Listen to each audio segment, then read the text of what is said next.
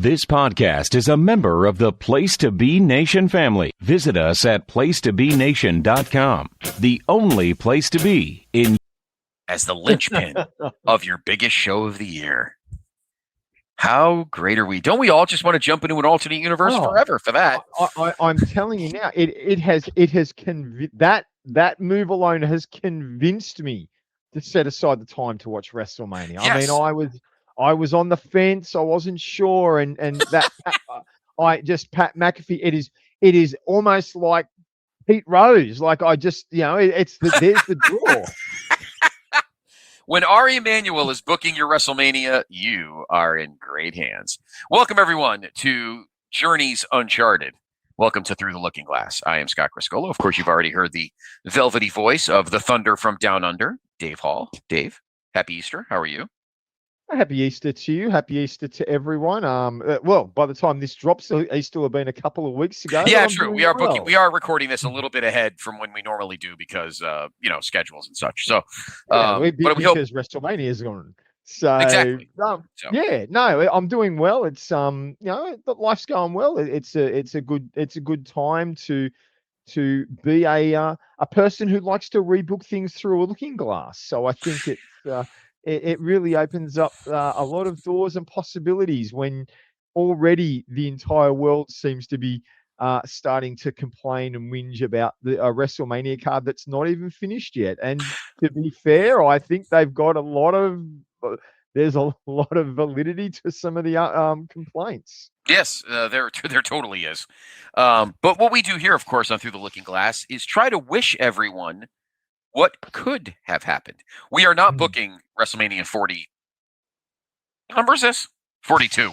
We're not rebooking that. No, I would just take Pat McAfee out and find Ted DiBiase Jr., because now he's innocent, and try to start a re-legacy storyline instead of this crap. That could be the next. We've still, from when we're recording, we've still got a couple of weeks. Maybe that is true. For Cody. That is true. That is very true. Anyway, Dave, always a pleasure. So, of course, this is our fourth annual WrestleMania show. We've done 4. I can't believe, Dave, we've done 4. This is going to be our 4. We've done 3. And you're probably thinking, haven't you run out of shows? Not quite. We actually haven't, because Dave was very diligent.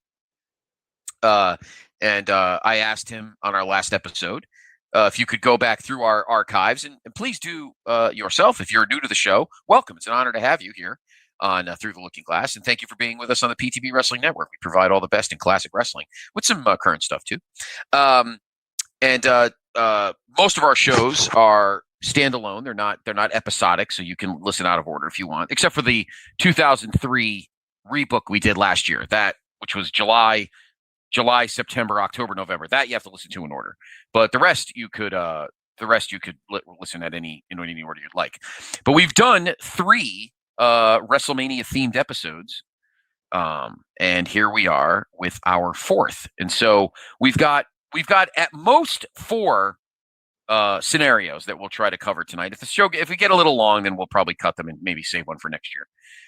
But we do have 4 that we're going to deal with. Let's see. 2 in the 90s. Wait. Right? 2 in the 90s. 2 in the 90s. 3 in the 90s. 3 in the 90s. 3 in the 90s. And then 2 are linked. Yeah, 2 are linked. So, and then 1 in the 2010s. So, obviously, we don't rebook the good stuff. We'll never rebook WrestleMania 3 because that show's perfect. Fuck you, Shawn Kidd. We'll never rebook, and I love you. And let me tell you something, Aaron George, my heart's beating because one of Aaron's and my favorite matches of all time, Dave, is going into the Hall of Fame in the Moments department this year, and that is, of course, the main event of aforementioned March 29th, 1987 at the Silverdome in Pontiac. Hulk Hogan versus Andre the Giant. Eventually, I think Savage Steamboat will be there. I think that's going to be next year. yeah, I know. So we're going to go through time, and we're going to go through to 4 years where WrestleMania could maybe had either just a change Dave and I are thinking of, or something that was supposed to happen, but something happened otherwise that changed it. And that's where our first one comes in.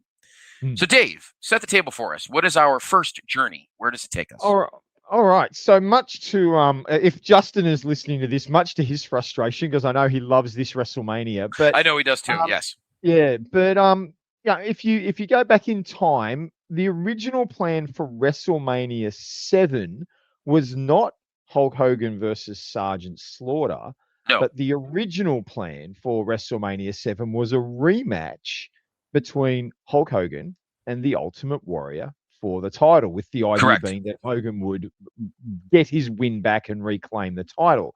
Correct. And so we thought to ourselves, what would be interesting is if that match actually did take place, there's going to be a domino effect, because there's lots of other matches affected.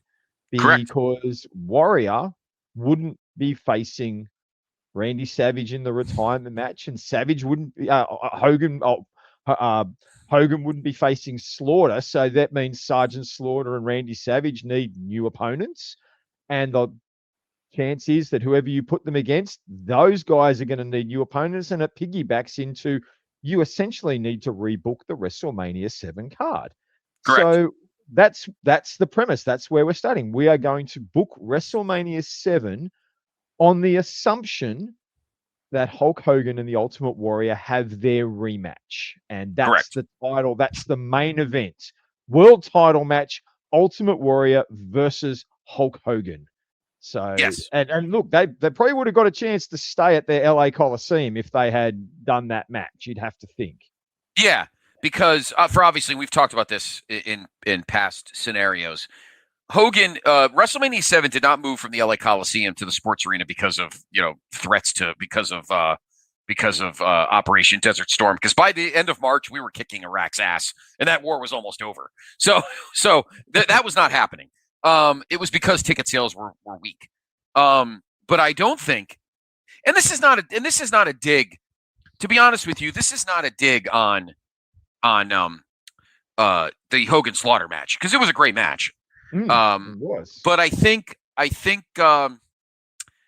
do think that it was not as saucy as what would have been a Hogan Warrior rematch. Now, we're not going to book the feud. We're just doing the card. We're not going to book how does Hogan and Warrior get there. We're not doing that. That's a whole other can of worms. A couple of other of our matches, we might need to do some lead up booking to fit the scenario. But we're not booking that feud. That's the headline match, and we need to do the rest of the card. Yeah. So obviously going through here's the card. It's a long card actually. So obviously in the original WrestleMania XII card, you had Rockers, Barbarian Haku, which is always one of my favorite matches. By the way, Coco and the Brooklyn Brawler were the dark match. Do we have to rebook the Brooklyn? No, we don't. No. Texas Tornado, Dino Bravo, which guy dies first match. They both died in '93. British Bulldog, Warlord. Nasty Boys, Heart Foundation. Of course, Nasty's won the belts. Jake Roberts, Rick Martel in the blindfold match. So I think Justin will be fine. JR, I think will be fine. Dave, if we keep that match at least. If we keep the blind, because he loves the blindfold match. So if we keep that, we'll have to see how the dominoes fall. We'll have to see how those dominoes fall. Exactly. Of course, Taker made his Mania debut. He beat Jimmy Snuka. Obviously, Warrior defeated Savage in the retirement match. That, of course, will be changing. Taneru and Fred Katao, taking on Dave's guys, Demolition. We're definitely changing that. Big Boss Man against Perfect for the IC belt. We're changing that, and I have a great match for that. Earthquake Greg Valentine, LOD Power and Glory, changing that. Virgil against DiBiase, the Mountie Tito, and Hogan, of course, and Slaughter. That's being changed. So, pretty big card. We could probably tighten it, to be honest with you, Dave. That might be one thing we could do. And the other rule that we're keeping is, or the rule that's intact for all these card rebooks is, the people on the card or used on the card have to be under contract with the company at the time. Now, yes, that doesn't mean they have to have been on the card, because as we know, not every wrestler, even at this point, most of the rosters on the card, there are one or two guys who are under contract who are not on the card. So we might do a move around and find a better match that involves someone who wasn't appearing on the card, but they have to have been under contract. Yes. In other words, we're not moving Flair's debut up. We're not adding Sting. We're not doing any of that. No, we're not doing that. No. No. So, but if it was, to use an example of, something in the, to use maybe a more blatant example, which I guess, will highlight things, for other things. If you went back to, say, WrestleMania III, that great WrestleMania, one of the clear omissions at that great WrestleMania is Demolition are not on the card. And this all-time tag team legendary team could have been on WrestleMania 3 because they were under contract and had already appeared on television. So they could have been booked at WrestleMania 3. They just weren't. So that's now I know Paul Orndorff is another example. Was under contract and available, just not used. Right. Now, Dave would have wanted Demolition to beat the Hart Foundation in 13 seconds to win the tag belts and then never lose them for 4 years. But no. I'm putting too many things in Dave's head right now. It's like, 4-year reign? Like Hogan. I love it. No. All right. So let's begin. This is going to take a little bit. All right. So the main event is the Ultimate Warrior has not lost the belt since winning it a year earlier at Skydome at WrestleMania 6. He does beat Hogan. Does not lose to Sergeant Slaughter at the Royal Rumble in Miami. He defends it against who cares? It's not really the point. Well, we'll get on that. That could become a point later. We'll come to. We might. Okay. All right. Okay. So in other words, he successfully defends the belt against somebody. Yeah. We'll get to who in a minute. Hogan wins the Rumble, which he did anyway. It's not going to be for the title. We're not changing the rules. That still doesn't happen until WrestleMania or the 93 Rumble. We're not changing that. It's still, and Hogan, and there's some type of thing, Warrior, might be needling, maybe he's needling. I don't know if we turn Warrior heel, because I don't think he would have wanted that. I think it's just like, Warrior, maybe Hogan on a Superstars or something, or maybe the first Saturday Night's main event after the Rumble goes to Warrior and goes, Warrior, I've kind of let you do your thing. I took care of Earthquake and I did, but we're really good friends. I don't want to do what I don't want to do. He could throw a dig about Andre. I don't want to do what happened to me 4 years ago. I'm just going to ask you flat out. I haven't had my rematch yet. Yeah. And Warrior could on like a brother love show. He comes out, he asks for the, and maybe you've even got Jack Tunney there. Jack, you said no rematch, but look, I've beaten everyone and I've won the Rumble, and I believe I deserve a rematch. Right. And Jack Tunney could be the heel and go, nope. And Warrior could look at him and go, well, don't I have a say? I'm the champion, Jack Tunney, not you. And at least Hogan, Hulk Hogan, Hokogan, Hulk Hogan. He's my friend. He's been straight up with me from the beginning. I have no problem. Him and I, the sequel at WrestleMania 7. And Jack Tunney could be the asshole and go, nope. We're going to find you a suitable number one contender. And Hulk Hogan, you're going to have to do something else. And Warrior and Hogan could almost be co-faces and be handcuffed by the man or something, And eventually, maybe Jack Tunney caves and goes, all right, fine. And they get their match. So we're not going to book the whole thing. We're just saying that's happening regardless. Yeah. So, all right. Now, the first domino. We obviously lose arguably one of the greatest matches of all time, which is, of course, Savage and Warrior in the retirement match with which Warrior wins. I have that match in my GWW Top 100 of all time. I forgot where. I think it's in the 30s or 40s. I have an idea, and I think it gives us a chance to keep the retirement stip. Okay? Yep. How about a certain person starts needling Savage a little bit, maybe about being the king and all this jazz. Mr. Perfect, our World Wrestling Federation Intercontinental Champion, they're hanging out together and they're like, yeah, you were IC champ, a couple years ago. I don't know. Things have changed now. I mean, I'm the man, and you were the man. I mean, now you're just walking around with a crown on your head like a weirdo. And starts kind of just jabbing him a little bit, like like you were a great Intercontinental Champion. Were being the key word there. And Savage starts, he's trying to stay his friend. He's trying to both be heels, but eventually it's starting to get under his skin. Like, what do you mean? What do you mean were? I was world champion only 2 years ago. I beat Dusty. What do you mean were? And Perfect could be like, yo, come on, buddy. I'm just teasing. You're one of the greatest ever. I'm just messing with you. Don't worry about it. And that could be like the little, heels kind of needling each other kind of thing. Similar to Savage and Honky, Dave. But eventually Savage is like, you know what? I'm kind of getting tired of you throwing your jabs at me.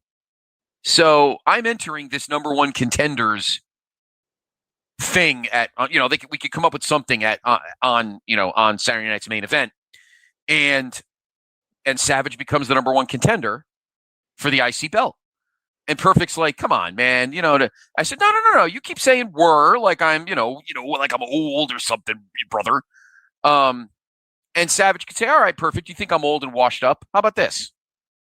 If I can't beat you for the Intercontinental title at WrestleMania, I'll walk away. So we do get the retirement angle, but now we add the Intercontinental title to it. And I still think Perfect wins. And Savage still retires. What do you think? I do like that. I do like that idea. I can picture it. Like if I take the concept, and I've got a couple of ideas, then maybe we can work out which is the best. Sure. But if we took your idea there of the Perfect Savage idea, I like the idea of Perfect could start needling Savage, even like you could even do this idea, like if we go back to the Rumble, like I want to pick up your Perfect idea. We know Savage was jockeying for a title shot from Survivor Series. So what if Warrior and Savage wrestled at the Royal Rumble, title match, Warrior wins, and coming out of it, like Savage is a little down about it, and that's when like there's just a it might be a segment, a brother love segment, and Perfect comes out to sort of look like he's commiserating with Savage. Look, you're still you were a great champion in your day. You were the man I looked up to as the Intercontinental. You were one of the greatest Intercontinental champions of all time. Of course, until I came along. But right. He does that sort of, it's all backhanded stuff. But he's trying to totally passive aggressive. It picks up Savage's idea. And Savage is sort of like, what do you mean? I'm Perfect's like, no, you're the best, you're the greatest. And then they get booked into a match. Instead of like a tournament or anything, you have a tag match at Saturday night's main event. Perfect and Savage can wrestle. It could be, it could be Hogan and Warrior. It could be, not saying you do it Hogan and Warrior, but it could be anyone. And in the course of the match, Perfect gets the title, goes to, Savage is holding one of the opponents, and Perfect goes to clock the guy with the belt. The guy drops, and Perfect clocks Savage with the belt. And then that becomes the catalyst for Savage. Savage then comes on TV. It's like, you took me down. You've taken a cheap shot at me. And Perfect, that's when Perfect could up the ante. Well, if you were a perfect champion, if you were a perfect wrestler, that would not have been a problem. And that then you can build it from there. Perfect just constantly needling Savage that he's not perfect anymore. And Savage just, you need to turn, you probably got to turn Savage babyface in there before the night. Like you could even have Sherry start to sort of even tell Savage, maybe it's time to give it up. You're past it and all that. And Savage just, he goes mental. Like he shoves Sherry down, gets, it happens on a Brother Love show or something. He shoves Sherry down, he gets in Perfect's face, and he does what you said. It's like, I can beat you and I'll put my career on the line to prove it. I don't need anyone. I don't need this bimbo down here. I'm the greatest of all time, and I'll prove it at WrestleMania. And put the belt on the line.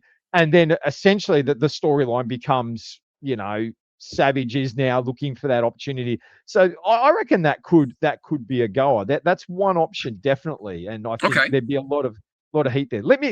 I've got two other potential ideas. I don't tell you what, your perfect idea has really caught my attention, but I want to share the other two ideas I've had, and then we can choose what we think is the best. So I looked at the card and I thought to myself, you're losing this great match between Savage and Warrior if Warrior faces Hogan. So who is left? Who can give Savage a great match? Savage can put on an absolute barnstormer, and whether it's a retirement match or just ends up being like, they don't announce it as a retirement, but Savage moves away from in-ring action like he does because he wanted to try and start family with Liz and all that. So you want to move him away. So you want someone who can have a great match with Savage. I thought there were two potential options available on the roster.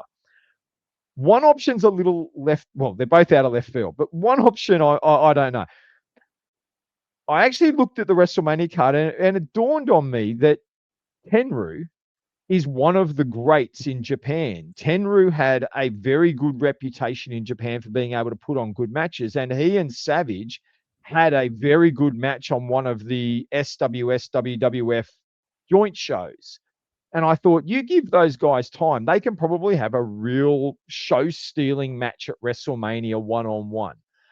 And you unfortunately you can't build much of a storyline, but you'd be relying on them stealing the show in ring, which they probably have the potential to do.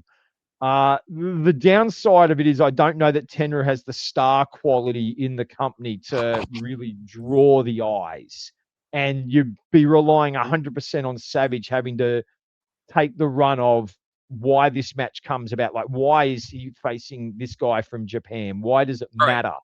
And it's not, aren't very good at those sorts of stories. So true that they could have a good match, but whether it's what. But then I had another idea, and it comes to this concept of guys that are under contract that might not necessarily be on the card. Okay. And there is a certain gentleman who re-signed with the company in very early in the year and started appearing on television just after the Rumble. And you could play with the timeline a little bit, and he might be able to come and arrive a little bit before the Rumble. But there's a guy who has a bit of a history with Savage, a guy who Savage had a big rivalry with, and who he had one of the greatest matches of all time at WrestleMania XIII with. And I'm referring to the man known as the Dragon, Ricky the Dragon Steamboat. Now, he was back with the company, and Vince had done everything he could to really make him seem like nothing. But if you're not doing Savage Warrior, I could imagine Savage going to Vince and saying, "Put me with the Dragon. Let us have our rematch that we never got. Let us tear the house down, and I can have this great match with Ricky Steamboat. Great way to bring him back to the company on the big stage." And you could build that storyline again. Similar sort of preference. You start your Ricky the Dragon return vignettes just before the Royal Rumble. Savage loses to Warrior at the Rumble, and maybe Ricky Steamboat's in the crowd. He's sitting at ringside, and possibly even by sitting at ringside, Savage hasn't seen him all the way until just near the end of the match. Like, he's got Warrior down, the referee's out, he turns around to go to the top rope, and just as he goes to the top rope, he sees Ricky Steamboat sitting at ringside. And the announcers have highlighted he's there. They've said earlier in the night, "Oh, the Dragon's here. Apparently he's about to re-sign with the company, and it's a big thing," and all that. And Savage starts jawing with him at ringside. And while it distracts him, and he goes up and he misses the elbow from the top rope. Warrior gets up, does his warriorisms, and wins the match. And Savage is lost because he got distracted by the Dragon. And as he gets out of the ring to leave after the match, he gets in Ricky's face and he starts yelling at him and mouthing at him. And Dragon he's the calm one. He just sits there. Maybe he says a couple of things like, "Oh, yeah, go on, go back. I'm just sitting here. I'm enjoying the show." All the officials end up dragging Randy Savage. Maybe even takes a couple of swings at the Dragon. And so when we come back onto TV, Savage is blaming Ricky Steamboat for the loss. You've cost me the world title. You cost me the world title now. 3 years ago, you cost me the Intercontinental title. You have been this thorn in my side, and you came out of nowhere. You had no right to be at ringside. And, the Dragon can have his in-ring debut in February, and he has a couple of jobber matches. And every time he's on, Savage is in that insert interview going, bad-mouthing the Dragon. You cost me. I can't believe if you weren't there, I would be the world champion now. You've got brother love segments. You can do that sort of thing. And it builds to Savage, and Savage saying to the Dragon, I want you in a match. And the Dragon even is like, I prove it. I don't need to beat you. I beat you at WrestleMania 3. Why would I beat you? And Randy Savage says, because if you beat me, I will never wrestle again. And that gets the Dragons, that picks his ears up. That's like, really go. And maybe even there've been a couple of matches, maybe on Saturday night's main event, Savage has interfered in Steamboat's match and he loses a match on television because of Savage's interference. But you get that idea that Savage, he's trying to get the Dragon. The Dragon doesn't want anything to do with it. But in the end, he puts the career option out there and Steamboat accepts. Steamboat says, you've got it. WrestleMania 7, you and me. And this time, last time I took your title, this time I'm going to take your career. And you let it go from there. I reckon it'll be an absolute sensational match. And all you've got to do is just not have Vince burying Ricky the Dragon every chance he gets. No. And I don't think he would. If you're going to put him in, that whole high profile a match, you're not going to bury him. I mean, Vince isn't that stupid. No, at that time he wasn't anyway. Then with Gorilla Gorilla and Bobby on commentary, I mean, Bobby can be talking about the greatness of Savage and how Steamboat ran away from the company for years because he was so jealous that Randy Savage became world champion and the king. And Gorilla was the one guy who always talked about Savage's history and that he was the former IC champion, all that. So you could picture Gorilla would really tell that story well. I agree 100%. You're totally right. So there's there's our options. You've got the Steamboat option, the Perfect option. Either could go. What do you think? All right. You're going to have to convince me, though, because I really like my Perfect idea. But listen, Dave, if there's anybody that's not going to bitch about a Savage Steamboat WrestleMania rematch, it's me. All right. Because I still think the first one is the greatest match of all time. All right. Let's do this. Let's branch off for a minute. If Steamboat, this ball's in your court. Mm-hmm. If Steamboat and Savage happens, do you still have Perfect and Boss Man for the IC belt, or do you have a better Intercontinental champion? You're gonna have to convince me of a better IC. As much as I love Boss Man, I hate that match. But if you can give me a better IC title opponent, I may go to your way of thinking. Yeah, and that's probably the hardest thing to do.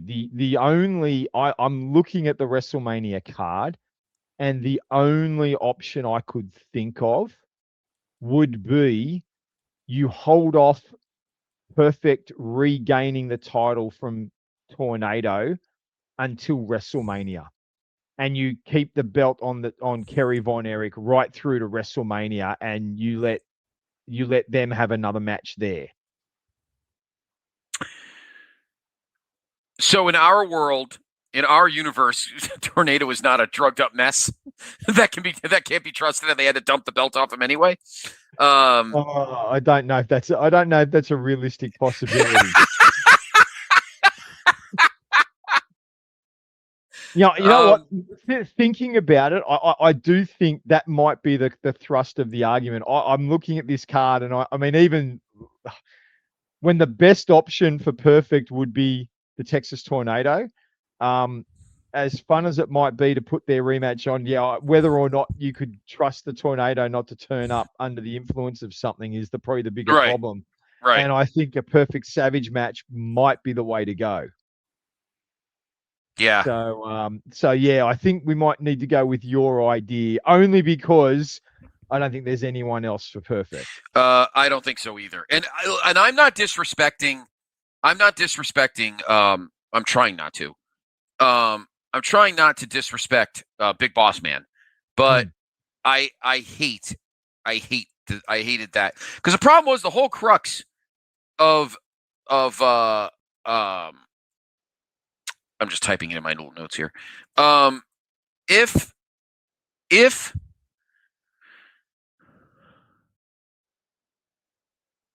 Rude didn't leave because the whole thing of the premise was Rude made fun of Boss Man's mama, and then it was just him versus the Heenan family. I don't know. I get it, but I just never loved the way that feud ended. I just didn't. And there's the thing: if Rude doesn't leave, then the idea probably was that Rude and Bossman would meet at Mania, and then you still got the question: who would Perfect face? And that's where the rest of the card you look at it and go, "My goodness, poor Perfect is going to be left with a dud of a match because there's no one left to really step up with him." And so I think the Savage option is probably the better option from an in-ring perspective. When you lose Savage, as great as Savage Steamboat would be, you don't really have an option for Perfect to have a better match. Yeah. Yeah, I think you're right. So I think we have a great top of the card. All right. So how Savage is going to face Perfect. Yep.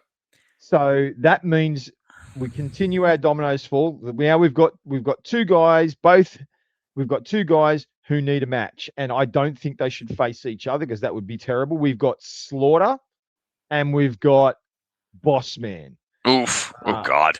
Oh. So that just sounds so unpleasant. It really does. Oof. That does not sound good at all. How about this? We begin the growth of the trio of terror or triangle, whatever the hell they call themselves, is heading into SummerSlam. Why don't we have? I think I could go with this. How about a 6-man tag of Slaughter, Adnan, Mustafa against Steamboat, Boss Man, and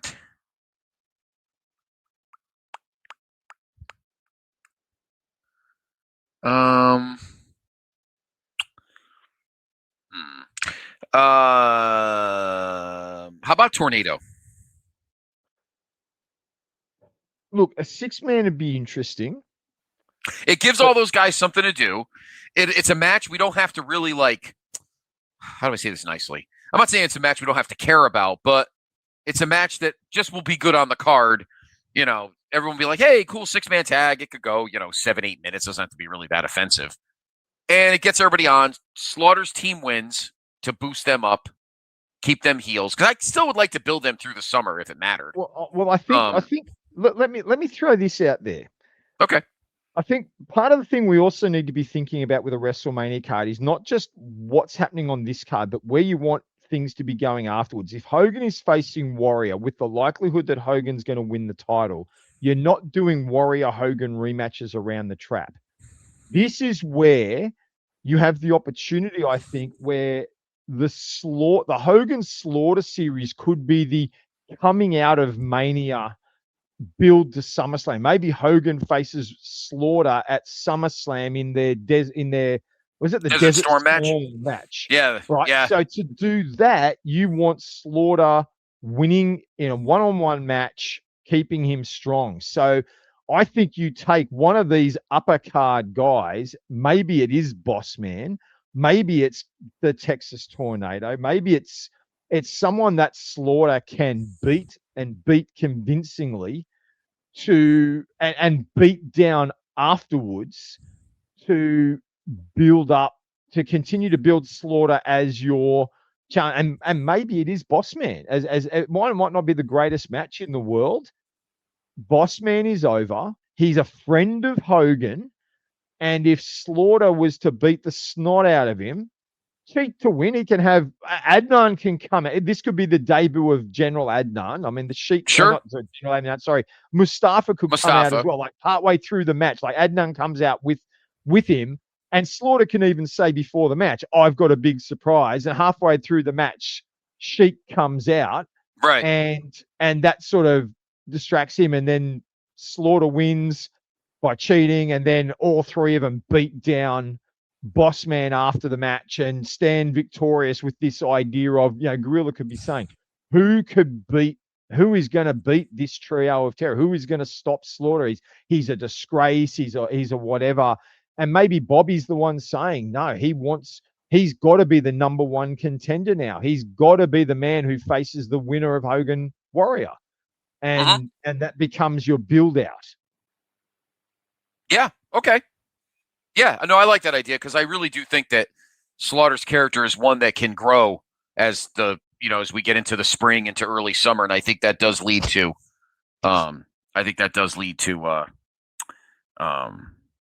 him and Hogan for the title at SummerSlam. Makes that so much better than that stupid.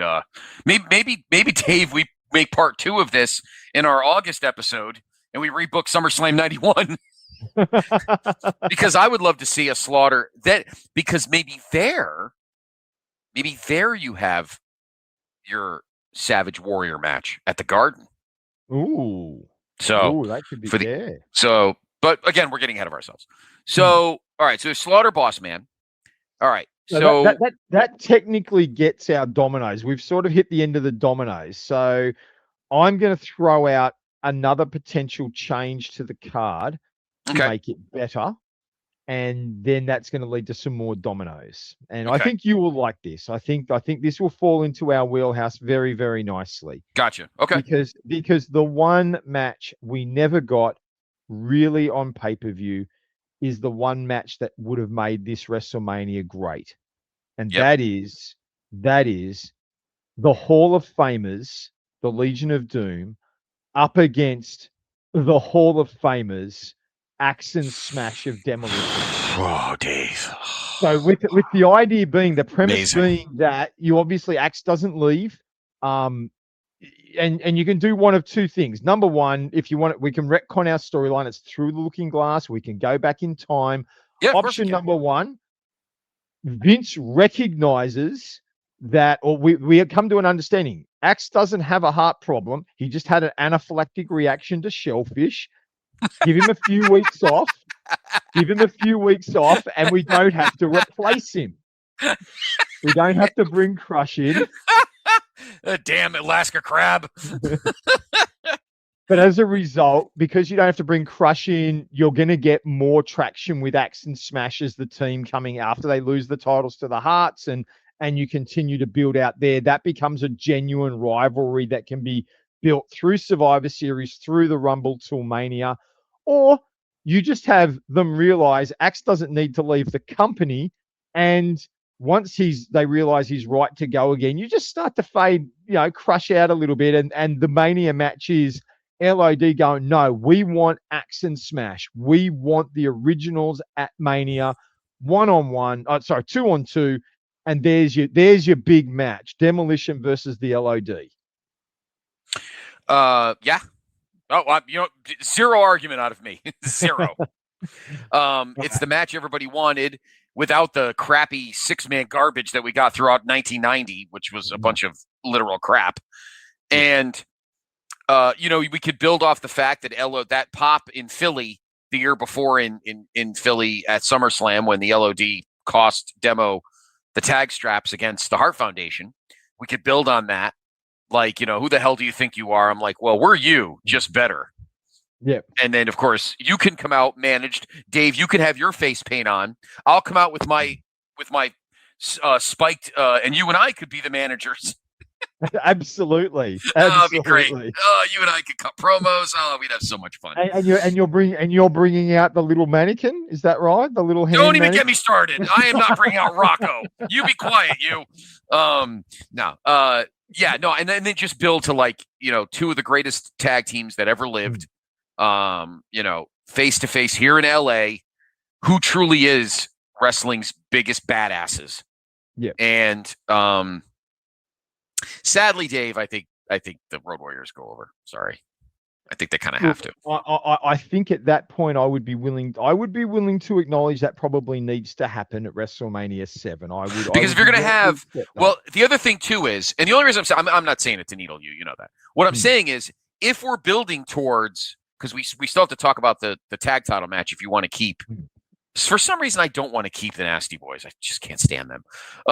But if we're saying that somebody is going to beat the Hart Foundation for the tag titles, then that team has to face LOD in August at the Garden. Yeah. So we put that there. So all right, so we have that one, regardless of who wins. If you want LOD to be wrestling for the tag titles at SummerSlam, they need to win at WrestleMania. Yeah, they do. They absolutely do. Yes. Yeah. So I'm cool with that. All right. All right. So what's your next domino? Well, that domino basically means now that Power and Glory are without a match. Now, I acknowledge that the Power and Glory LOD match was an absolute dud. I will acknowledge that every day of the week. But if you go back to 1990-91 and you look at the storylines that were being built, I actually think they had an idea that that would have been a really big match, because you had Power and Glory who'd caused the injury to the Rockers and had, at least on the public television, on the pay-per-view, had beaten the Rockers twice. So Power and Glory had a big momentum drive at the end of 90. I actually think the whole idea of putting them with the LOD was that premise. Power and Glory have been on a run, and LOD, or who we want to put over, putting them over Power and Glory makes LOD look big, bad, and dominant. That's what I think the plan was. Unfortunately, I think due to other circumstances, timing on the show, potential, I think Roma went in with the elbow injury or whatever. It sort of changed what they could do, and it looked very weak in the end. But I think that was the plan. So you've got Power and Glory, who have been a dominant role in the company leading up to this. I think the domino is you put them against the Hart Foundation for the titles. Okay. With the premise being Power and Glory win the belts and they're going to lose them to LOD at SummerSlam.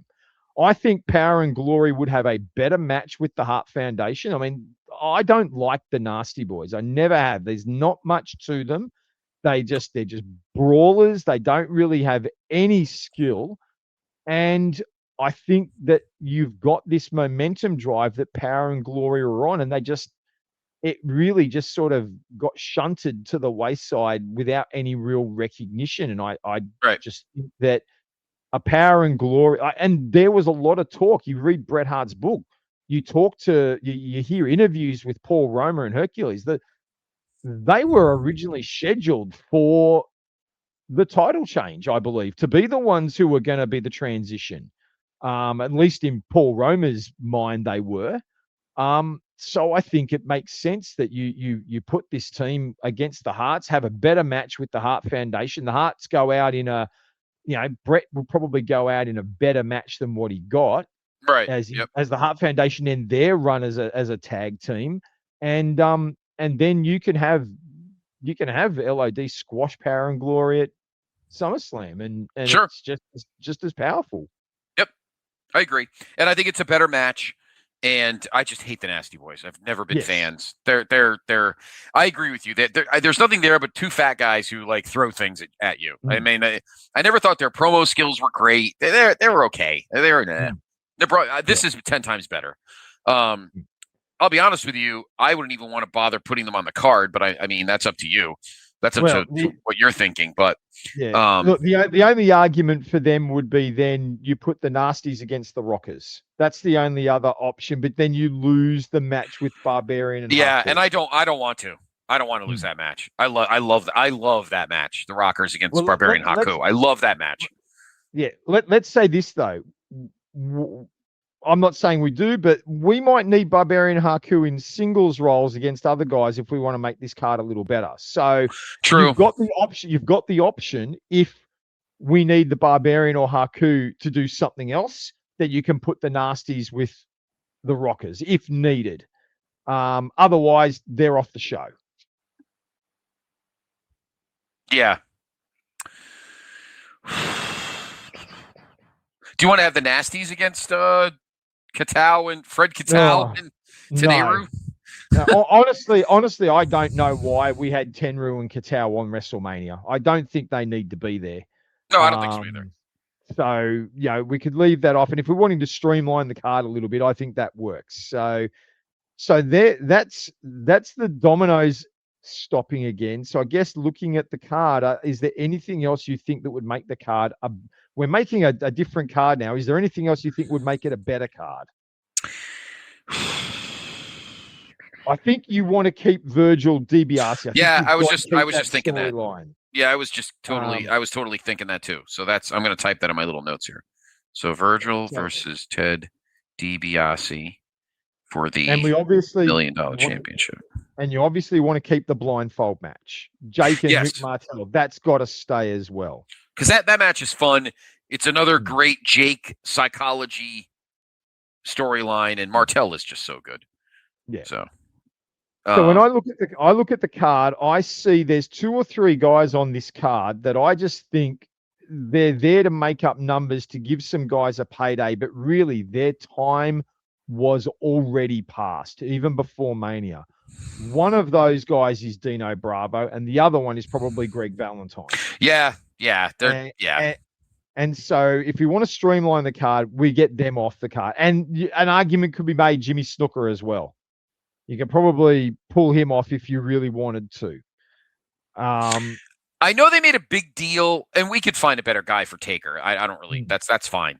I know they were making a big deal that Snuka used to be called the Phenom. That was his nickname when he was in WWF in 83, 84. They called him the Phenom, and now Taker was starting to be called. So I think that was more of a. I mean, it's fine. I mean, we can get rid of it, but I know that was the premise of why Snooker, like the pool game Snooker, Snuka and Taker were put together because Snuka was called the Phenom in that, the Morocco feud and going into the expansion era and all that kind of thing. So I'm fine with leaving Taker and Snuka together. If you've got a better guy to go with Taker, I'm all ears. The option there might have been to move Tornado against Taker, and you could have the battle of world class and let Taker squash, let Taker and the argument could be there. Taker's on the rise. He's beating the former Intercontinental Champion rather than just this older legend who really hasn't done much in the last 2 years since he's returned to the company. He's really true. Snuka was a jobber to the stars. Yeah, it was. Tornado has just been Intercontinental Champion. And to me, that gives Taker a bigger rub, beating the former Intercontinental Champion rather than beating Snuka. Uh-huh.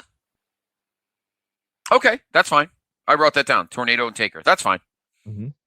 All right. So Earthquake needs a better opponent, I think, than the Hammer. And here's something to think about. How about a handicap match between Earthquake against Tenryu and Katao? No, I'm sorry. I'm not gonna keep mentioning them. Earthquake against guys from Japan. It has an interesting ring if they're going to follow the script or not. So that's true. Yeah, that's true. If they're going to try to potato him again. Yeah.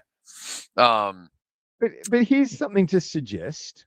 Mhm. We know Quake has sort of hit the end of his top end run.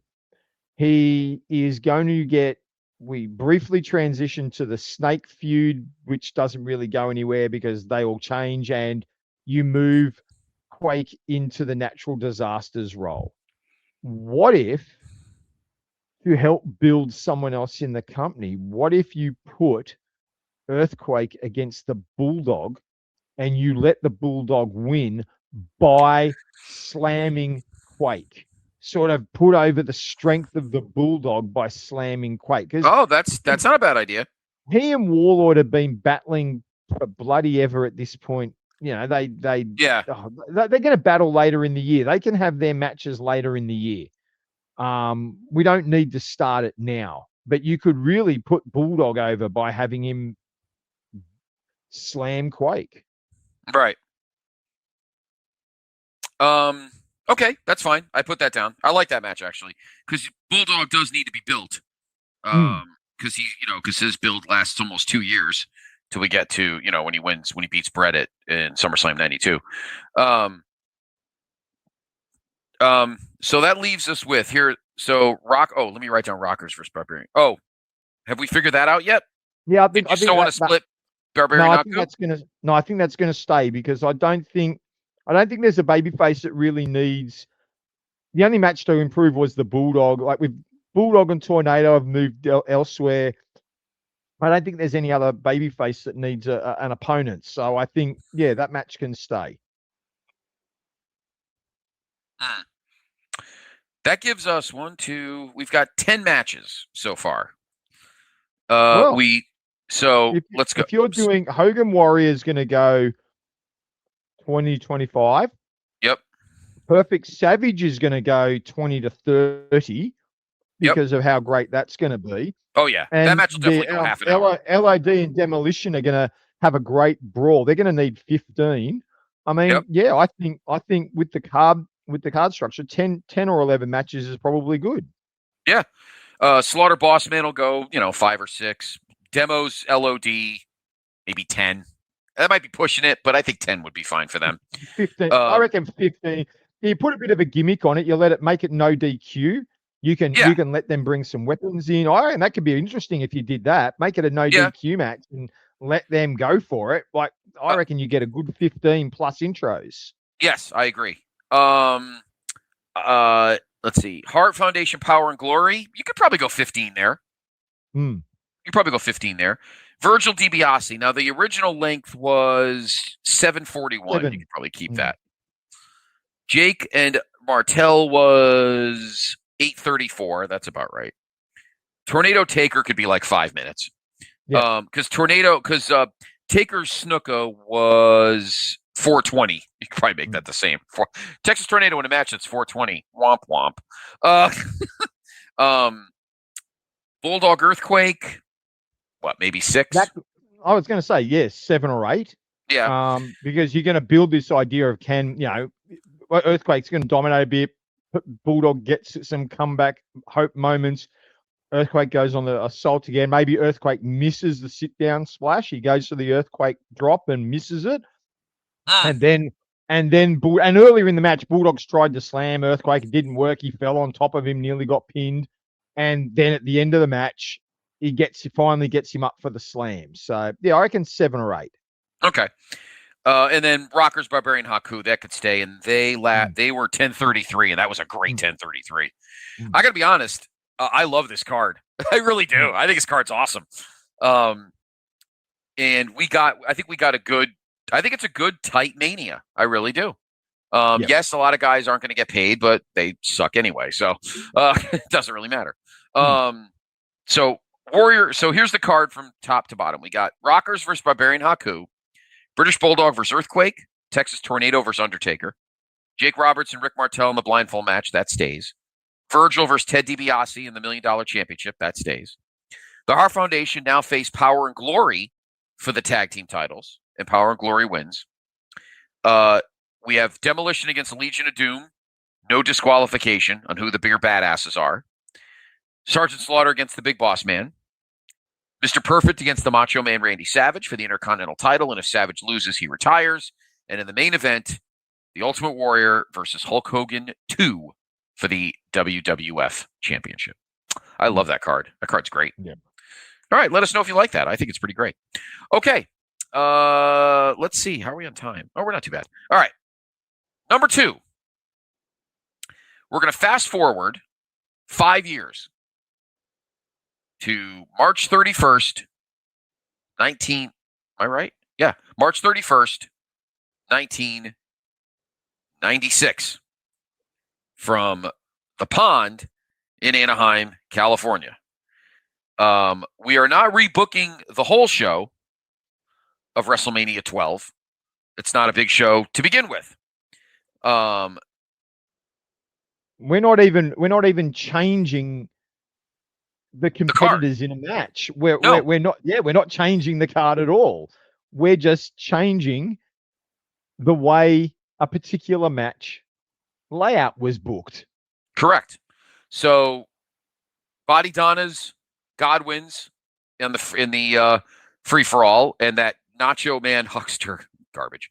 We're still going to have Bulldog Owen and Vader against Ahmed, Jake, and Yoko. We're going to have Piper against Goldust in the Bracklot Brawl. We're going to have Stone Cold against Savio Vega while you're watching the White Bronco. The only difference here is Triple H is going to squash Warrior in a minute. Is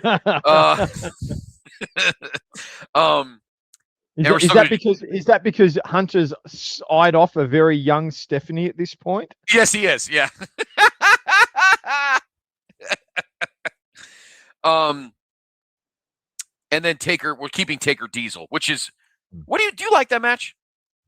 It's you know what? It's one of those matches that's grown on me. I think the first time I saw it, I was a little bit, oh, really? But I think as I've seen it a couple more times, I actually think the psychology of that match is quite good. I think so too. Yeah, I was always curious what you thought. We never got to talk about it. It's one of JR's and my favorites. I love this match. I think Taker Diesel really bring it. I think it's really good. I've always thought that. All right, so of course, and the main event stays the same, but we're changing the booking because, as we all know, we have had a ton of Iron Man matches over the years. Of course, this was the first big. Of course, they had the 30-minute ones in WCW a couple years earlier involving Rude and Steamboat. But of course, we're talking about Bret Hart and Shawn Michaels, the Iron Man match for the world title. That match is dreadfully dull because those two narcissists couldn't bother to pin each other. So we had the overtime and all that, and we all know what happened. So Dave and I have decided, you know what? They're going to check their egos at the door, and we're gonna try and come up with some unique pins.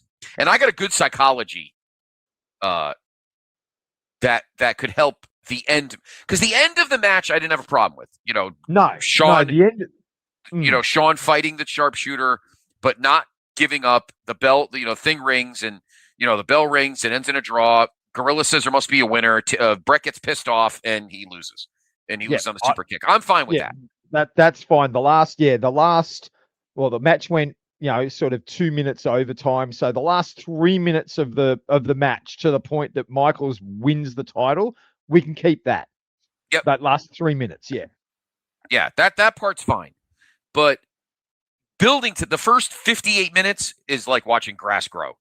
So we're going to do almost kind of like the next big Iron Man match, if I am right, that took place a little over 4 years later at Judgment Day 2000 between Triple H and The Rock, which many consider the Attitude Era version of an Iron Man match with wonky DQs and crazy weapons and all this kinds of crazy. It's one of my favorite Iron Man matches ever.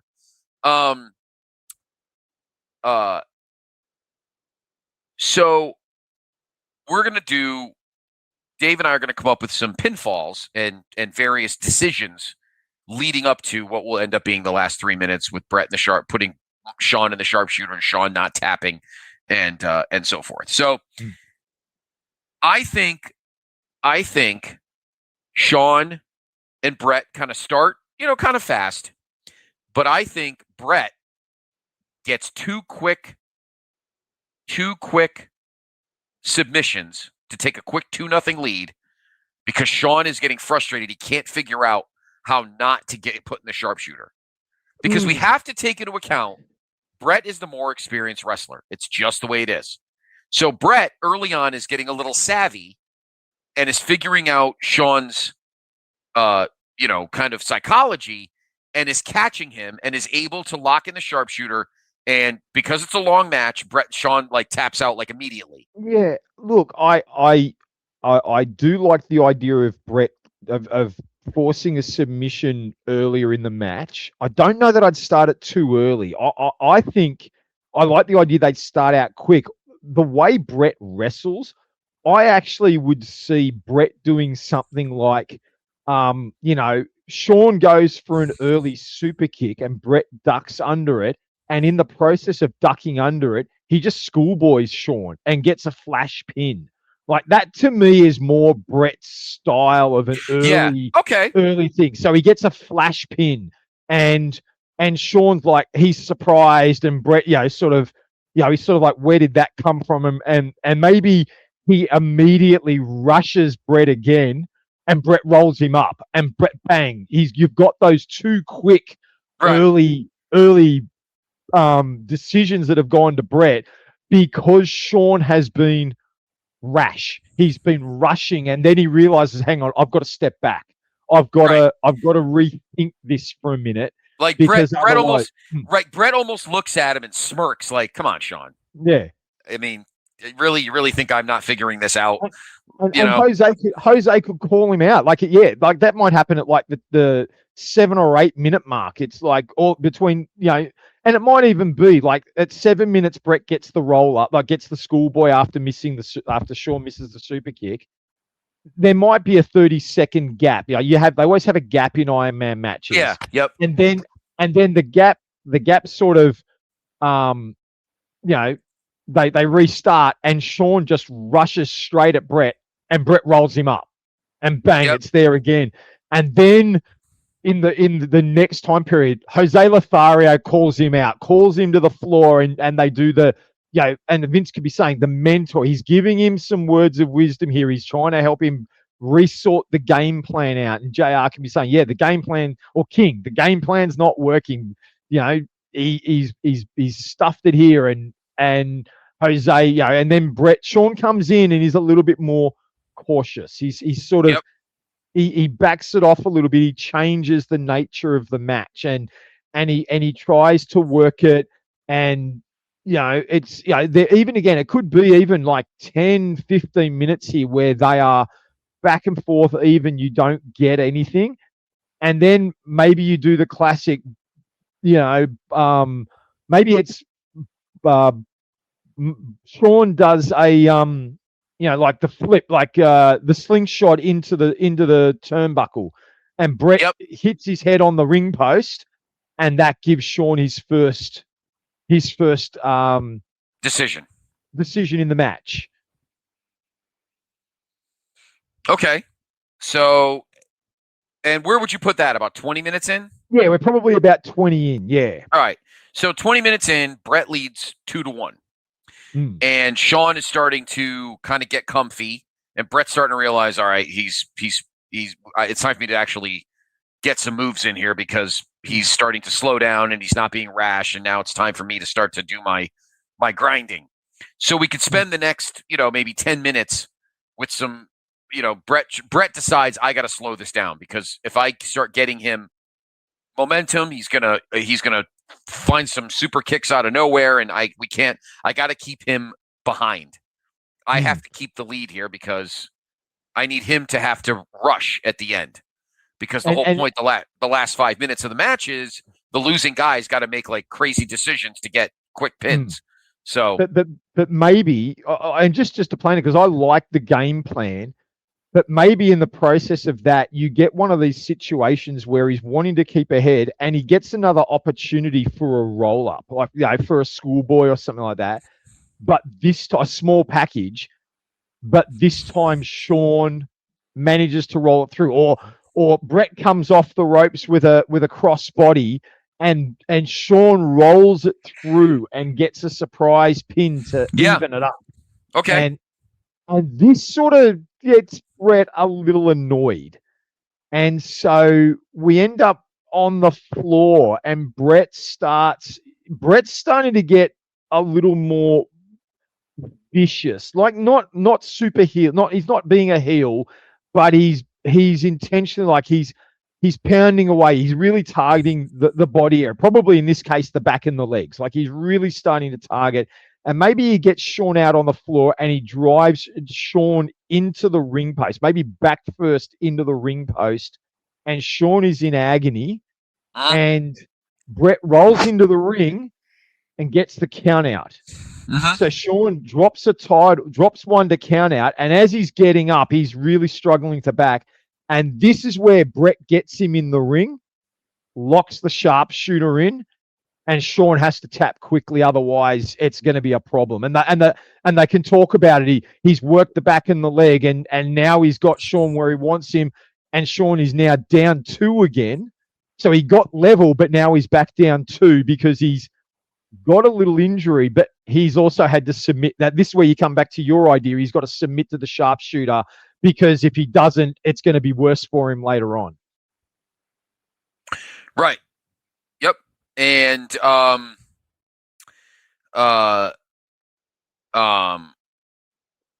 as the match progresses, and continues on, and we're getting closer, Shawn's like, he's avoiding the super kick. And my legs are getting a little, he's starting to work them, and I can't stay in it longer than a few seconds, So Shawn's down 4-2, and we got about maybe 20 minutes left. Yeah. And maybe even you really want to push it. You possibly push it out to 5-2. Like you could argue like he's just submitted again. Bret immediately, like after the 30-second rest break, Bret goes to lock it in again and possibly even gets it in, but it's too close to the ropes, and Shawn immediately grabs the ropes. Or as he's trying to lock it in, Shawn grabs the ropes to stop it. Right. And Bret sort of works around this, realizes what's going on, and sort of drags Shawn, or maybe Shawn's even in the ropes, but Bret sort of hooks him up, rolls the shoulder up, and while the ref maybe misses it, Shawn's got a hold of the rope, and Bret gets a 3 count. But Shawn and Jose can complain to the ref, you missed. He was holding the ropes. The pin shouldn't have counted. And then the commentators, like King can play up on that a little bit, like, oh, this could be a big thing because he shouldn't be up 5-2. He should only be up 4-2. But the ref made an error. Yeah. Yeah. Okay. We get some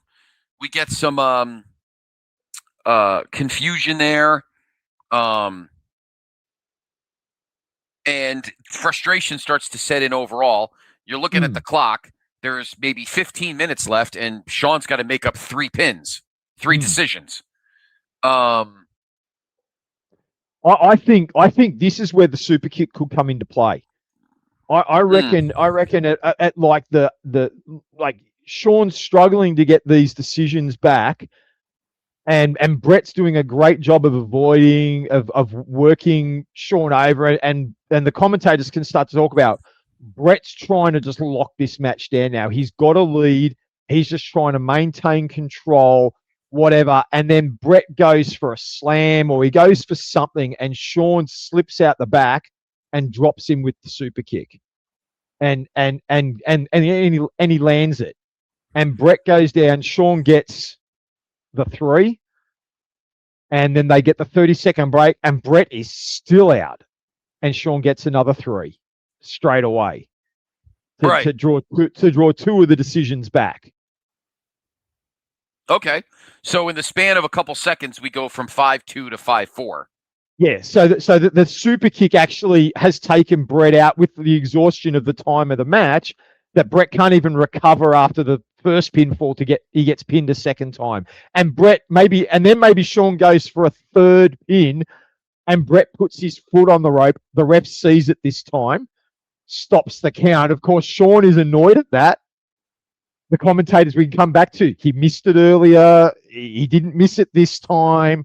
And that could play into the story for the next couple of minutes. Yeah, Shawn's a bit frustrated still with the ref, and that allows Bret to sort of, Shawn could be arguing, and Bret, gets control again and starts working Shawn a little bit more.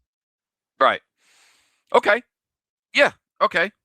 And so how do we draw it level? How do we draw it level? Do we come up with something cheap? Unintentionally cheap, like Bret goes for I don't know if this word. Bret goes for a move, Shawn ducks, and Bret clocks the ref, and the ref calls for the bell and disqualifies him. Oh, I like that idea. It's not really cheap. It's just, and Bret's like, yeah, yeah,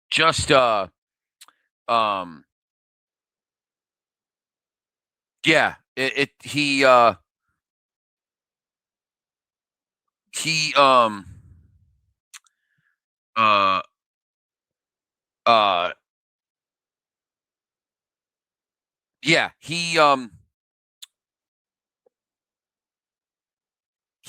gets a look in his eye like, what? Yeah, and the ref's like, yeah, you hit me, and he's like, oh shit. Yeah, and like it wasn't intentional, and you could even see Bret going, "You've got to be kidding! It was an accident." And the ref going, "No, you hit me.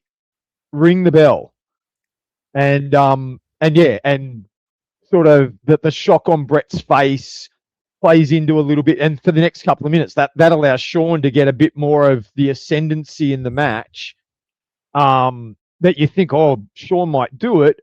And then Bret gets him. Then you build into that last couple of minutes where Bret manages to get him into the sharpshooter, and he's got it locked in for a good couple of minutes. And the commentators can come back to, he's already submitted once. Bret's been working the back all match. Like, how can Shawn survive this?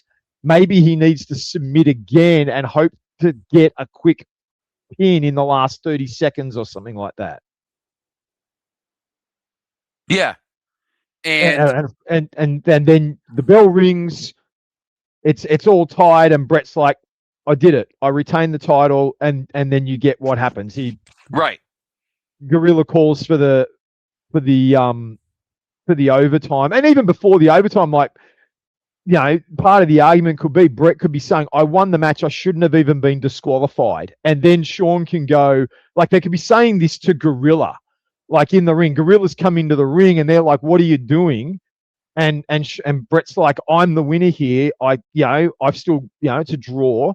And Gorilla could be heard saying, "But, you haven't won the match."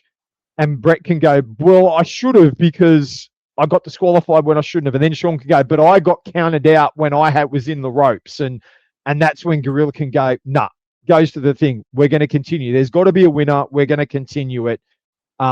Bret's halfway to the back, turns around, whinges, complains, comes back in and gets super kicked.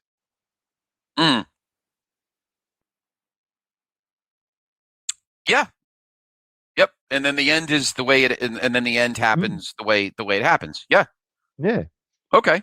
I think that's great. I think we came up with a great, and Shawn wins the match, 6 pins to 6 decisions to 5. 7 pins to 7. 7 pins to 6. Yeah. So, yeah, I think it makes for a better match. The reason I like this idea is because I saw a quote.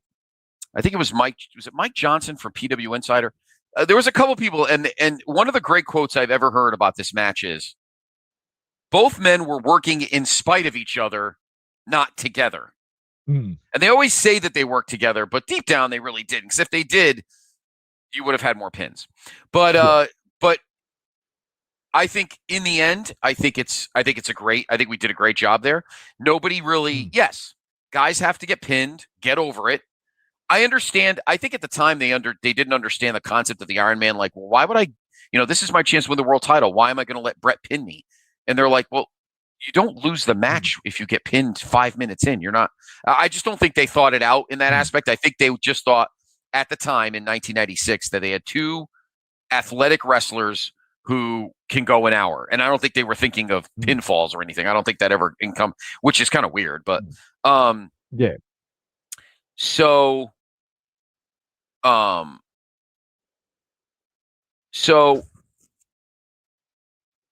I think it'll make for a better show.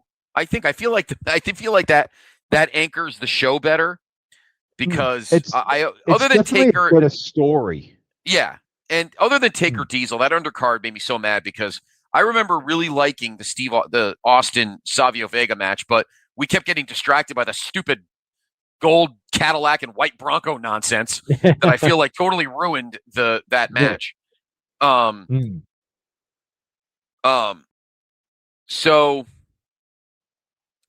I think the storyline plays better. You've got Shawn having to, Shawn becomes the underdog again, and he overcomes the odds, but Bret's not the heel. Bret's, the disqualification. Even the commentators could be saying he shouldn't have been disqualified. So it comes across as Bret's never really been the heel in the match, but Shawn has still had to overcome the odds to get the dream. And I think it plays well, but it also then gives you the storyline when Bret comes back. Bret could go when Bret starts to feel he's getting cheated by everyone. He can hearken it back to it's not just Vince and the thing. The referee cost me the title last year at WrestleMania. You're screwing me now. Everyone screwed me, and that plays into the Bret feels he's screwed by everyone.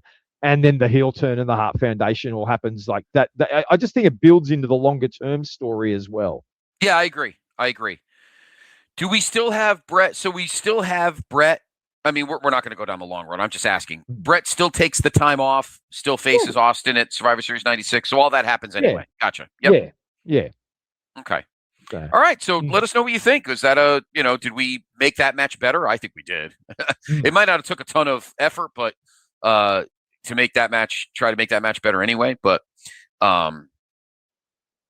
yeah, that's crazy. So there we go. There's that. So let me see. About an hour and 7. I think we can.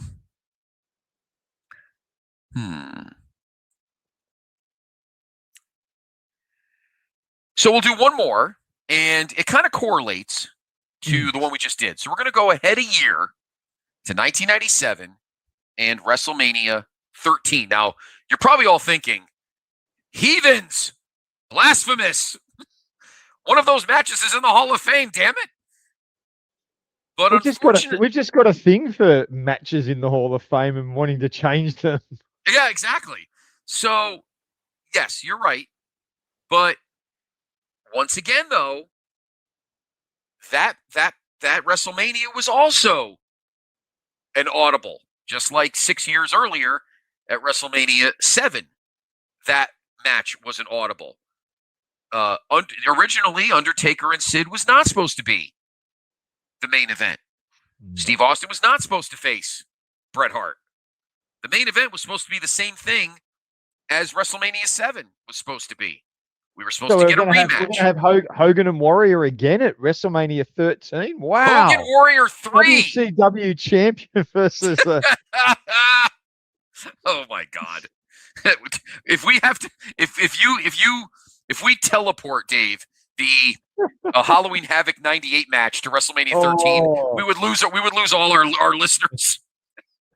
Oh, dude. Oh, that would be absolutely mind-bogglingly, if that's a word, terrible. No, so originally we were supposed to get Shawn versus Bret 2 from WrestleMania 12. But Bret was supposed to get his win back, regain the title. Yeah, this sounds familiar, doesn't it? Yes. However, until somebody lost his smile. Yeah, it fell somewhere on the Mass Turnpike near Lowell, Massachusetts. Oh, bummer. And of course, Yeah. we all know what happened after that. So unlike 1991, where Vince read the tea leaves, Vince didn't have any balls, and did not do what he was supposed to do, which was say, no, Shawn, you're wrestling at WrestleMania 13, and I don't care about your fake psychological problems.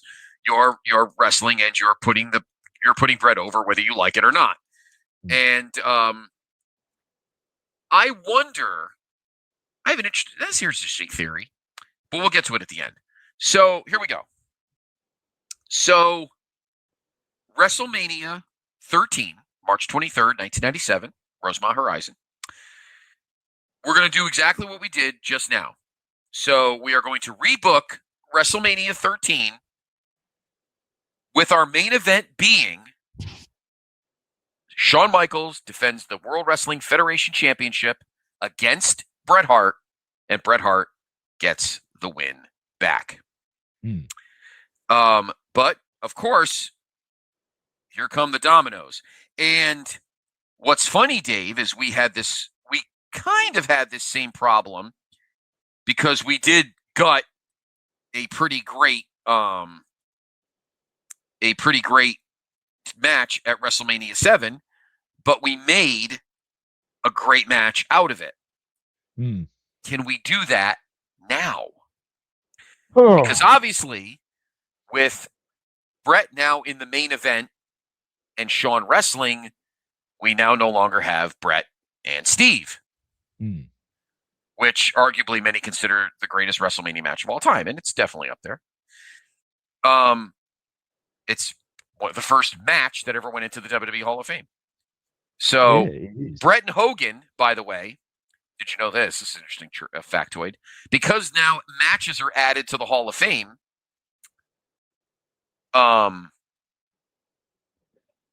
Hogan and Bret are the only two guys that are in 3 times. Wow. Okay. They're in alone. They're in with factions, of course. Hogan with the NWO, Bret with the Hart Foundation, and they're both in for matches. Crazy. Anyway, okay. I think there'll be a couple more to come. There'll be plenty more to come. I do think eventually.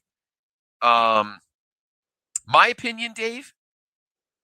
I thought it was going to be a different match this year based on who's going in the hall, but I do think eventually they will do. I think next year. Here's a prediction.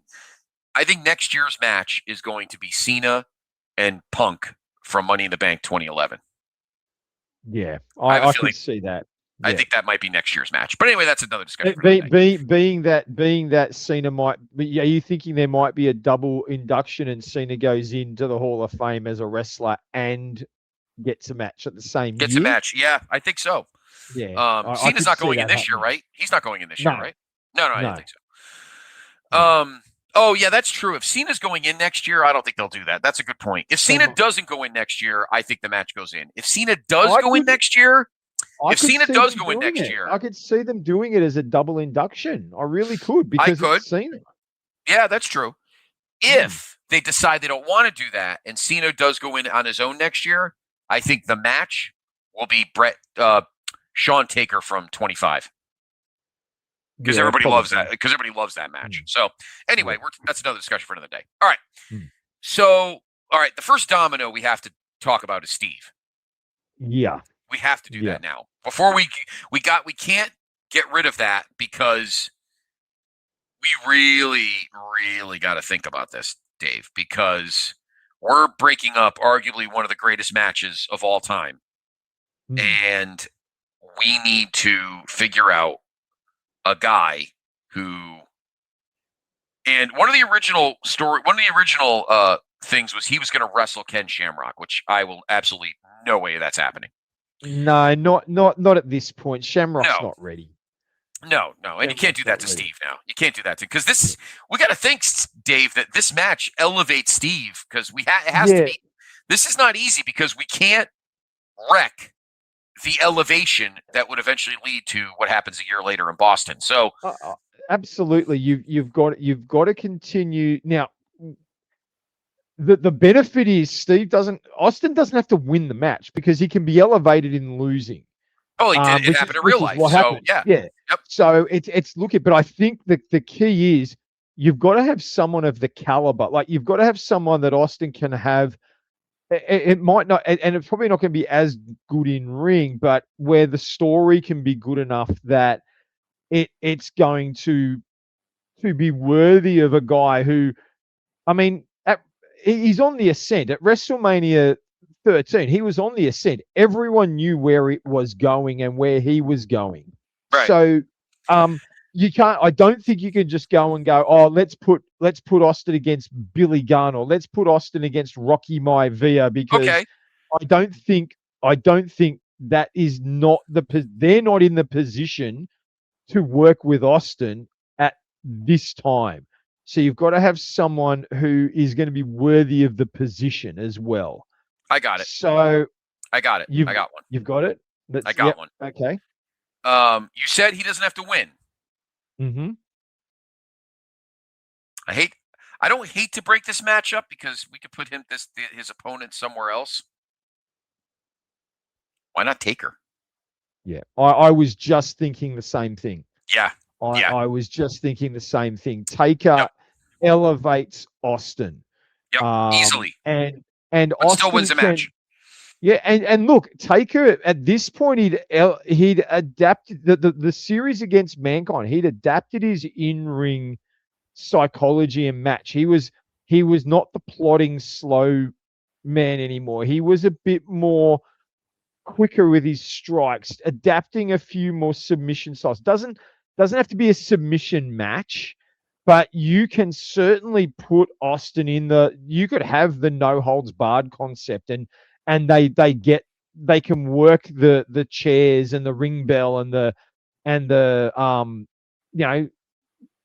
the microphone cables. They could work all that into the match, and Austin can still bleed, and you can have it to the point that you get some sort of outcome where they are pretty well at the same precipice. Austin is respected in loss, and it's you're not going to turn Undertaker heel, but you can turn Austin babyface to the point that at the end of the match, Undertaker may shove his hand out to shake it, and Austin might drop him with a stunner.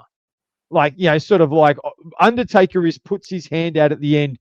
You've earned my respect. The crowd are cheering you, and I will shake your hand. And Austin gives him the double fingers and drops him with a stunner because that's Austin's character. Right. But you could build a story where Taker wins and Austin comes out as a babyface. Yeah, totally. Because he doesn't give up, he doesn't give in, and maybe he gets, it might take 2, 3, like this could be the early advent of the 2, 3, 4. It takes multiple finishes to finally put Austin out. Like Austin, it's sort of like you could imagine JR, surely this is it. Oh my goodness, he's kicked out again. Where is this coming from? Maybe 3 tombstones, Yeah. Yeah. A year before Kane does it. That's what I think. I don't think there's any, if we have to keep, because it's not fair to Steve to be able to lose the momentum he gets from this point forward all the way to the next year in Boston when he wins his first world title, and then we kick into the Attitude Era proper. All right, so that's 2 matches down. And Shamrock could still be the guest referee for the match. Absolutely. Yep, absolutely. In fact, you could storyline it in. And I think part of the reason why they did it, I can't remember exactly, but wasn't part of the reason that Austin was stunning referees and they wanted a referee who couldn't be intimidated. Like you could do that idea. Even Taker might take plus out. It was also a submission match too. Submission match, yeah. But you could do this idea that perhaps in the build up on Raw, you get a couple of weeks where Austin takes out a ref, and in Undertaker's match, he takes out a ref, and the refs are just like, we don't want a bar of this match, and Shamrock is the guest referee.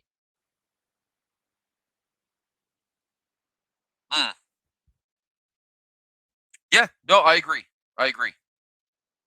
And again, he's the only opponent on the roster at that moment that Steve that is equal to what would have been when he had Bret in the Prime universe. Yeah. Okay, we have another loose domino. We do. What do we do with Sid? Sid is hot. We can't keep him off the card. How about this for an idea? Possibly building out of if we take where things went, we would assume if Shawn hadn't lost his smile, Shawn was going to beat Sid again at what was Final Four, and then you've got and then Bret wins Final Four to get the title shot. That would have been the original plan. That was the original plan. Yep. So if we assume that Final Four match goes ahead, and you've got Taker and Austin facing off against each other, what about Sid going against Vader, which is the match we never got? That's exactly what I was just thinking of. I was just thinking of that. Holy shit. I was just thinking that too. Yeah, two big hosses. Vader is back to kind of being in the conversation again because he upset Taker at the Rumble and he was involved in the Final Four match. So he's still pretty hot. And you kind of elevate him and give him a little juice. I don't really care who wins. I don't think it doesn't really matter. Well, I think Sid would probably get the win. Yeah. Because Sid disappears anyway. But I think that's a fun Haas match, and I think that's a match that the fans would get into because both guys have that. Both guys have their fan bases. Well, we know how I feel about Sid. So, okay. Now looking, let's see. So that creates two dominoes now because Vader against Sid means Owen and Bulldog don't have an opponent in the tag title match, and Mankind is now without someone because he was tagged. He was in the tag. Vader. Yep. And I don't think you could have Mankind. You couldn't have Mick tag with anyone else against Owen and Bulldog. So I think now we need a match for Mankind, and we need an opponent for Owen and Bulldog. Owen and Bulldog's easy. I would pull. Now, this is a case where I wouldn't even bother having these guys on the card because they had their shot at Final Four and then lost. I would pull Furnace and LaFon out of the four-way for the tag titles. Put Owen and Bret in there, and instead of that being a four-way elimination for number one contender, make it a four-way elimination for the belts. So you have Owen, Bulldog, Headbangers, Godwins, New Blackjacks. Do we really need the cannon fodder in that match? Would it not be better? Could it just be? Can you just take one? And whether it's Furnace and LaFon and you're trying to create a better storyline and a better match, or whether it's one of the others, does it need to be a four-way? Can it not just be Owen and Bulldog in just a straight tag title defense? Sure. The question I ask you then is, are those more dominoes, or are we just dumping them? I'm not sure. And I guess that might depend on what happens with some of our other situations here. Yeah. And I guess Furnace of LaFon is one idea. I'm assuming is that what do we think? Like of if Owen and Bulldog have a straight just a one team against them, right? Is it one of those four, or do you go on a limb and do something different, like Nation of Domin, like Crush and Savio Vega, or something like that, and keep Ahmed just against Farouk? Well, if you do that, I'm just throwing some ideas around here.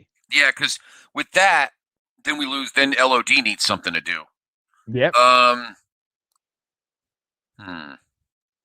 And in theory, you could put LOD into the number one. You could put them into the tag, into the 4-way match. Sure, you could. Yep. So you want. It's just a suggestion. I don't know if I want Crush and Savio against. That's true too. That's true too. My point is, you want a singles title. We'll think of the opponent, but you want a singles title match. Yes. You think that's better? Okay. I think it's better for Owen and Bulldog. I think it's better for their story. Okay. Especially with where the story's going.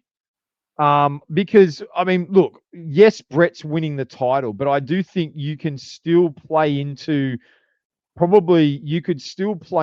lot of stuff and you could have Bret turn heel, because Shawn's going to get cheers at Mania. And you could do the storyline that comes out of it, which is ended up being the formation of the Hart Foundation and the reconciliation with his brothers.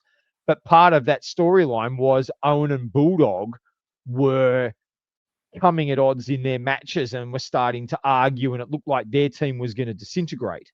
Right. Yep. Until Bret saves them. So I think the Owen Bulldog story gets told better if they're just defending the titles against one team rather than putting him in a 4-way match. Because in the 4-way match, that storyline is going to get lost. It gets lost in the shuffle. Yeah, you're right. No, you're right.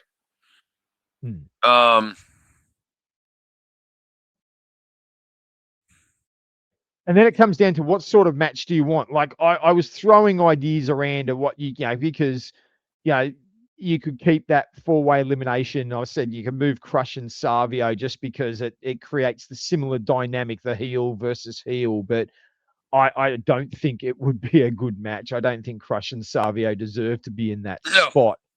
No, and then you look. I mean, do you give another match to Furnace and LaFon? Do you give it a match against the Headbangers? Like, I don't know that I want the Godwins in there. I don't know if the new the Blackjacks had only really just come together, so I don't know that you can put them in the title match either.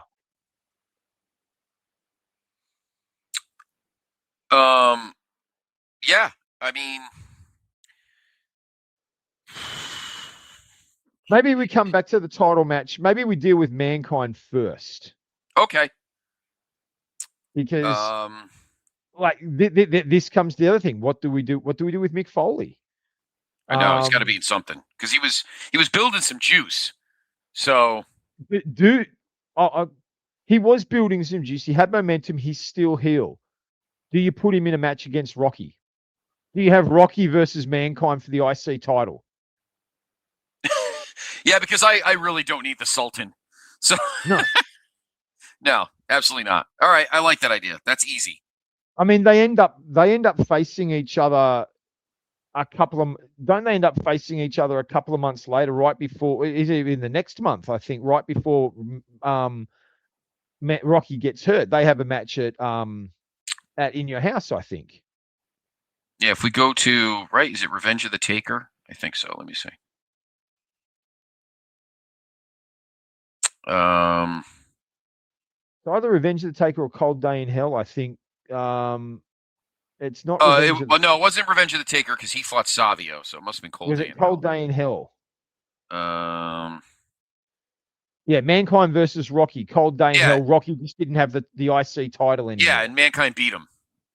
So, but you could have them face off here. You could have Mick get disqualified. You could have him lose by DQ. You can continue the mega push of, or you could have Rocky overcome the odds and Mick goes to the weapons and Rocky avoids them and gets the win, and you can still have the mega push for Rocky, because I think Mick at that point, he's going to put on a good match, and he can lose. He lost his tag title shot. He doesn't need to win, but I think he's in a better position if he faces Rocky, and I think Rocky is in a much better match if he's against Mankind. Yeah, he totally is. Yeah, he totally is. Mm. All right, so we got Mick off the table, and we get rid of the Sultan. We don't want him at WrestleMania. Nobody gives a shit anyway. So now we can go back to our tag titles. All right. So and there's the question is really, who do you want to put in a tag title match against Owen and Bulldog? Who fits the bill best? I mean, clearly fitting the bill best because of making it the best match is a rematch with Furnace and LaFon. I mean, they're the better guys than the Godwins or the fucking Headbangers or the Black. None of those teams will make a match better.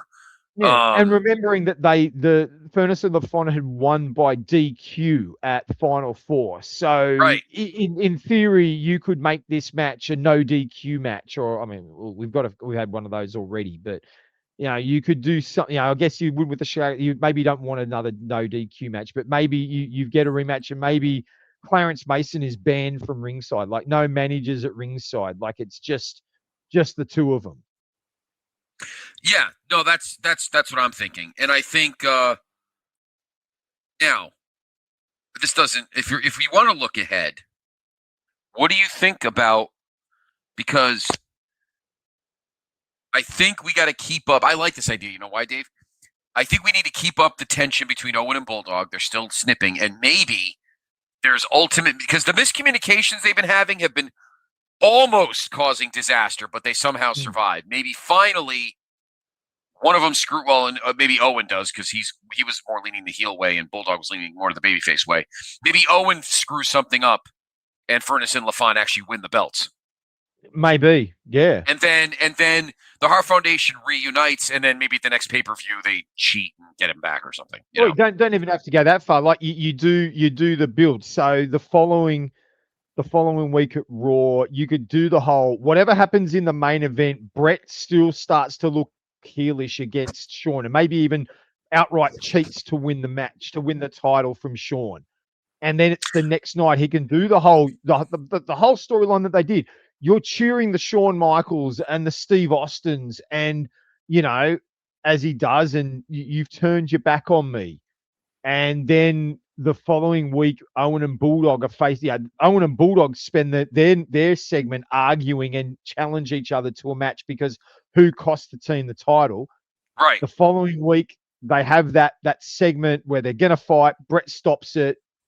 It's done. And then the week after, Owen and Bulldog get their rematch against Furnace LaFon, and Bret helps them win the titles back. Right. Yep. I mean, I think you could even hint at the Hart Foundation because maybe they help Bret beat Shawn.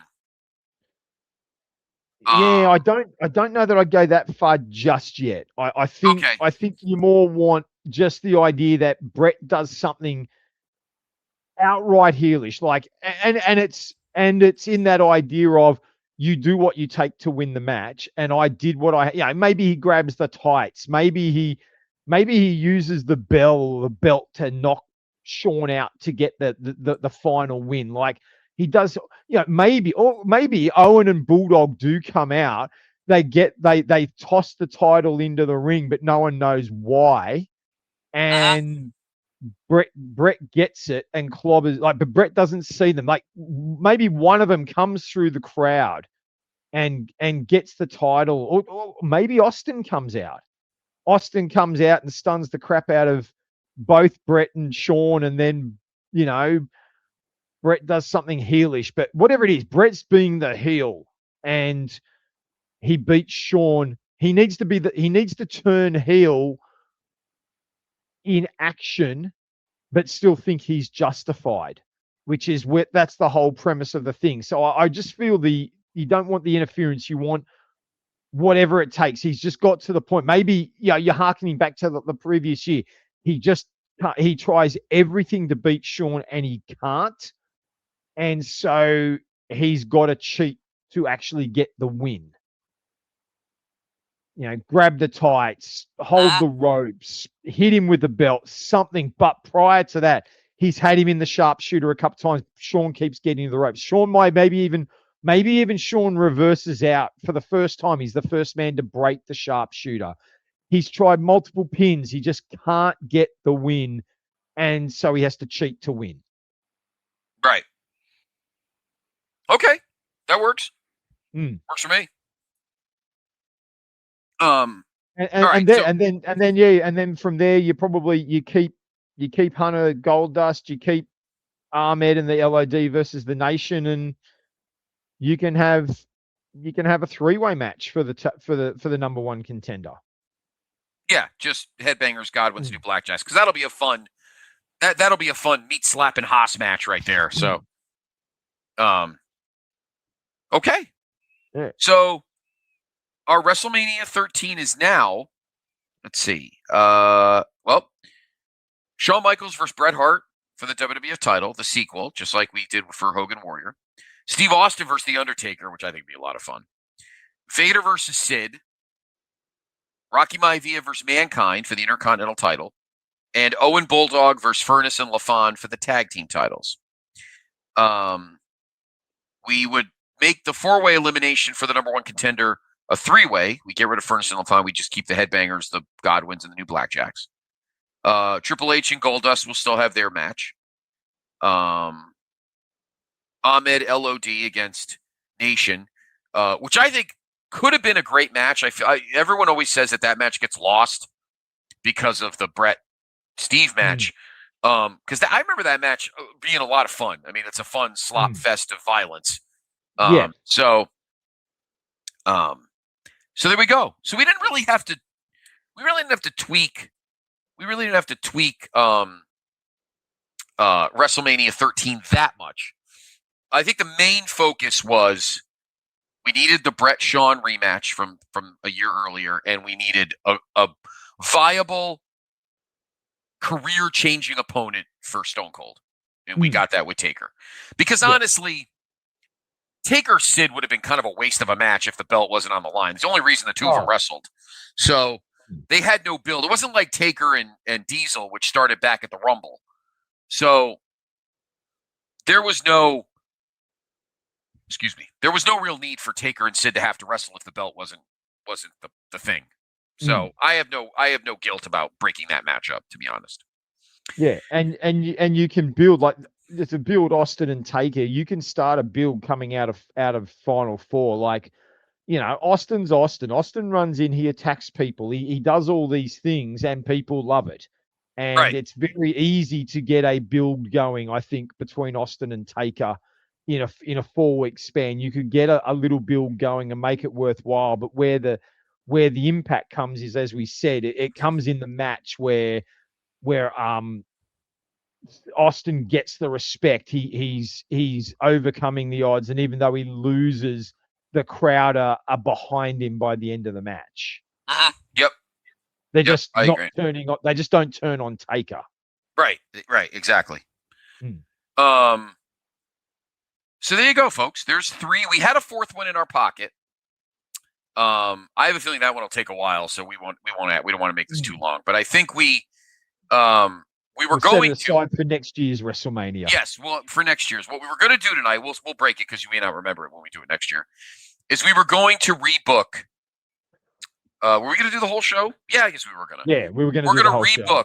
Yeah, we were going to rebook WrestleMania 27 from 2011 in Atlanta, which many consider one of the crappiest WrestleManias ever. It has one good match. Yes, it's that match. So tough shit, none of you like it. And we're not touching that match, Dave. No, of course, talking about Triple H Taker 1. But, I thought you were talking about Michael Cole and that's the main event. We're making that for the title. Yes, Michael Cole. We're gonna make Michael Cole cash in Money in the Bank. No, that's not happening. Anyway, we were going to rebook WrestleMania 27, but we're going to hold that off till next year because I think that we did a nice job tonight. We didn't want to make this go too long. So, thank you for joining us. WrestleMania, as this drops, WrestleMania is this coming weekend from Vegas. As we're recording, the card is not fleshed out yet. It'll be fleshed out by the time you listen to this. If we're lucky. If we're lucky. It might be booked on the night. Yeah. It may be turning into a 1999 Nitro. Maybe Pat McAfee will win the Intercontinental title or something stupid. Who knows? Who cares? It's fine. I'm sure I'm looking forward to Roman and Punk. That's the match I'm really looking forward to. That's absolutely. Roman and Punk I'm looking forward to. Yeah. Yeah. I love Cody. I think Cody And- Orton will be fun, but Yep. all this slop that's been added to it's just going to make it worse. But anyway. And I know. Look, I'll tell you the other match I'm looking forward to in a little bit of a sleeper. I don't think they've done the build very well, but Rhea and Jade Cargill, I'm looking forward to. Yeah, that's gonna be a Haas fest. I think Rhea is gonna really help Jade Cargill look good in the match, but I'm looking forward to Rhea, to my Aussie girl regaining her championship. Yes. Yeah. And so Dave, what would you be more looking forward to then? Another Australia pay-per-view with Rhea as champion, or going to see Rams Niners? Oh, How about that for Sophie's choice? There's no doubt about it. I'm very excited about the Niners coming down. When we record this, the tickets go on sale in 2 days' time, and I've got a friend of mine. We've got all how we worked out that, getting on as early as we can, and just trying to get the best seats we can as quickly as we can. Like it's all in the plan. So good luck with it. I'm excited for you. Good luck with it. That one. Yeah, So, absolutely. yeah. When I like to hope that it becomes a yearly thing, and you guys get a game I don't know about a Niner game, but that you guys get a game in don't know the Niners want to come down every year, but I'm excited. You would love that. So yeah. How many seats are in the place that they're playing? So the ground itself can hold just under 100, just on 100,000. But I think, Jesus, okay. But I think that due to, I think they've had to cut a couple of rows because of the fact that you've got all the sidelines and all the guys that'll be standing in the way, that they've had to, because unlike, I don't know how American sports grounds go, but the closest couple of seats for the crowd is at ground level. So you got the fence and you're the same height as the players. But the minute you've got players standing up on the sideline, they're not going to be able to see. Oh, so gotcha. They're going to probably have the bottom 2 or 3 rows of the stadium won't have fans in them, because the people would not be able to see the game. Gotcha. So okay. it'll drop the capacity down a touch. Okay, gotcha.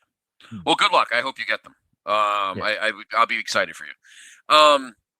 Enjoy WrestleMania, everybody. We got a ton of all of our feeds here. We got a ton of WrestleMania content between our feed here, the No-So, the Backbone. Of course, it is WrestleMania season, so in a couple of days on Main Event is our Mega Mania preview, where Steve Willie gets excited about taking a look at all of the indie cards and everything else going on in Vegas this weekend. In fact, as we're recording, there'll probably be some cards already done, but it should be a lot of fun.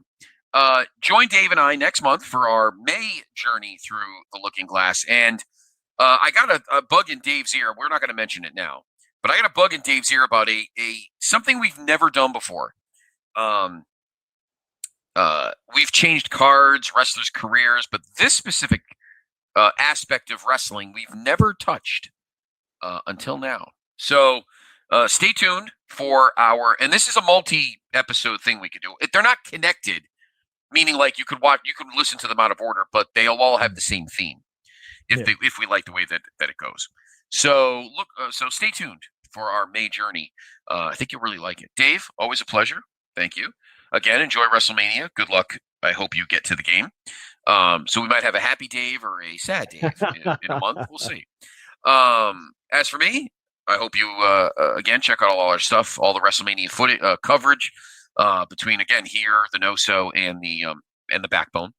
And we'll be back in May. May Flowers.